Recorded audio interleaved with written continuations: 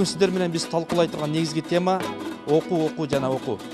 Көп окуган көптү билет. Көпчүлүгү ошо жөн эле келип кетип атат.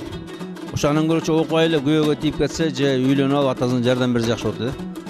Ал 5 кол тең эмес, баарын тең эле тамак жөн мектепке жөн эле келип, кайра жөн эле кетип аткан деген мен буга кошула албайм. Уксуз ичип өлүптүр, анан тияктан секирип өлүптүр болгон эмес. Азыр мына жылына 100 бала. Балким сиздер бизге ошондой тарбия берип аткансыздар. Бул 5 бүт баардык тең өлүп алган жок да. Жок, мектепте силерди өлдөбөйт, мектепте окуйт. Силер болсо окубай эле агентке киресиң. Сиздин жанагы сөзүңүзгө таптакыр кошулбайм. Азыркы жаштар ичет, чегет, такыр эле окубайт деген ал туура эмес агай. Бизде тартип жок. Негизи эле мектепте эмес, вообще эле республика боюнча тартип жок. Силер улумуңуздар, мисалы, союзга эле эметип калгансыңар да, сиңип калганда силергечи. Окузун деп китептерди алып берип атабыз. Мындай өзүң билсең болду деп гана айтат да. Мугалимдер деген баа үчүн окуба, сен өзүң үчүн гана оку дейт да.